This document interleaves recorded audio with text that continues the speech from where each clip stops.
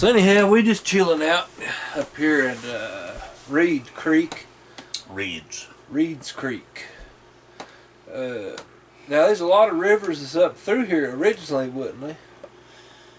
Yeah, there's, there's still a lot that I'm not acquainted with. Like you and I both have said, we even have cousins that we don't even know yet, and although we're related to them. What are there any reeds that live up through here? Why do they call it Reed's Creek instead of Rivers? No. That is, the reason they gave this the name Reed's Creek. People used to get the old reed poles to make fishing poles out of. Yeah. That's what gave it that name, was reeds. They grow along in the close to the creeks and low-lying areas, and yeah. Now across the way here, across the hill up here, they call Johnson's Ridge. On the other side of that is Mud Creek. And there's just as many reeds that grows over there as they do over here, probably more so, but that separates Reed's Creek from Mud Creek, just the name, What about, does them little cattails grow? Oh, yeah. I used to try to get them when I was a kid. I was fascinated by them things when I was a kid.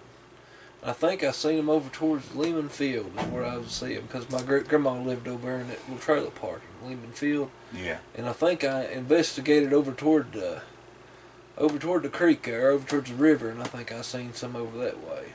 Oh, there's some right down below here, in the bottom down there. You passed coming up here. You probably didn't notice them. This connects into Sugar Tree, don't it? Or is it the other way? Oh, it's the other way. You go up the Metaphor. Or Metaphor. Yeah. You turn. I've been all the way across there in a Jeep one time. Yeah. 2012 Jeep Wrangler. You can go across through there, come out in St. Charles, Benedict, Monarch, and they got blocked off now. You can't go across from Metaphor. Oh yeah, they have. And you might be able to in an ATV, but you can't in a car.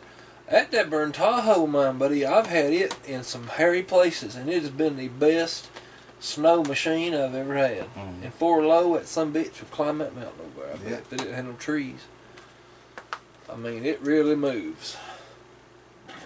Excuse me. But how did you get located where you're living now? I mean, did you just find a spot of land to buy there? Or? No. When I got married, we was living in Pennington Gap in a little old trailer that we rented. Me and Jamie, we was both working that day. She was working at the call center out there in Pennington, and I was working at Pizza Plus. And we went. She left work, and I left work. We went to the courthouse and got married. And I went back home, changed clothes, and went back to work that same day. That's what we did. Oh. So my grandmother, Maggie, over in Stickleville on Mom's side, was still living at home at the time. And she deeded us over 1.25 acres of land down there where the old barn was below her house. Mm-hmm. And I had to tear that barn down by hand. I had a few people to come and help occasionally. And I ended up giving all the tin away. I didn't know you could sell the roof. I give it to somebody. It was wormy chestnut, the barn was. Did not know how valuable that was, and I gave it away. And I burnt a great deal of it. But anyhow, we went and bought us a trailer and drug it up there on that little spot of land. And that's how I ended up there in Stickleville, because that's where I love where you live up there. I've got quite a bit of land, or not just got 1.25 acres, but I got quite a bit of spots where I could grow a good garden. Yeah. Good fertile land. Do you see any bears around there? I've seen one. And one bear in Stickleville my whole life, and I'll never forget. I was living, as right after I got home from being sent off the first time, when I went to Woodridge in Johnson City, Tennessee. I got sent off because I tried to kill myself when I was 12. And I got home, and I was looking out the window one morning. I seen a big old black bear walking through the yard. And it's the only time I've ever seen a bear in Stickleville. And when I was in Gatlinburg last time, there's one right outside my hotel room on the balcony. I was sitting out there smoking, and one of them some bitches was across the creek, and I thought I was hallucinating. But he got closer, and he reared up, and he was across the creek. But if I'd have been over there, he'd been taller than I was. When he reared up. I've not told you about this bear that tried to break in on me here, have I? Tried to get in? Yes. No, I haven't heard that story. That'd be a gem right there. Oh, this was probably 3 or 4 months ago. I was back here in my bedroom. This was shortly before daylight, maybe 4 or 5 o'clock in the morning, and I have a, a set of steps out here. Fiberglass steps up to my door, and that is a strong door because I locked my keys inside the house once, and I couldn't get back in. I hope everybody out there knows what a slate bar is. It's a crowbar actually, but it's real strong. I got this slate bar, and I pried on that door, and I was actually mad. I lost my temper that time. I was going to murder this trailer. I'm in a 36-foot camper trailer. And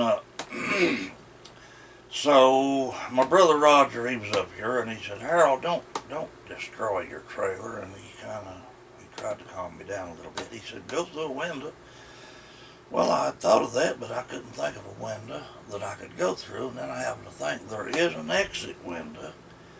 They're made in all these things. It's in my bedroom back there in case there's a fire. So I went back there, I got that thing open, and I came in, and I got the door open. But I'm just saying how strong that door is. I don't think the cops could kick that door down unless they turned into the Incredible Hulk during the process, because I heard this noise, boom, boom, at about 4:30, 5 o'clock in the morning, and it woke me up, and I raised up, and I said, "Hey," real loud. Then I raised my curtain up, and I saw the bear out there. It was just beginning to get daylight, and I said, "Get the hell out of here," and he was looking back at where he heard the noise coming from. He had got up on his back hind legs and he was trying to knock that door down. He spilled food in here because I had a trash bag hanging on the end of the trailer on a knob out there that had some bones in it, chicken bones or pork chop bones or something, and he smelled that, and he had taken a bite out of it the night before. So he was trying to come in this house. Anyway, he just walked on across the creek and went on up in the woods. But if those steps had been under my kitchen window over there, he would have come through that window on me, wouldn't he? He tried to break that door down. Bears, when they get hungry, especially if they're used to eating people food that people leaves out, like trash and stuff, if they get a taste for it, yeah, they'll try to get in wherever they find it because they love it. They have to be. They're vegetarian and meat eaters. Whenever they can't find anything else, they'll eat grass to survive. As big as they are, they'd about have to, because they have to consume a lot of food to stay as big as they are, don't they? Oh yeah. They need more calories than we do to get around. But I don't know. I burn a lot of my trash at the house. I got an old dryer that I gutted out, and I put the trash down in it, and it's vented, and the air can come in underneath. Yeah. And it just burns that trash like an incinerator. I mean, ain't nothing but little ash left. Or a big old 55-gallon barrel, I'd love with to have holes.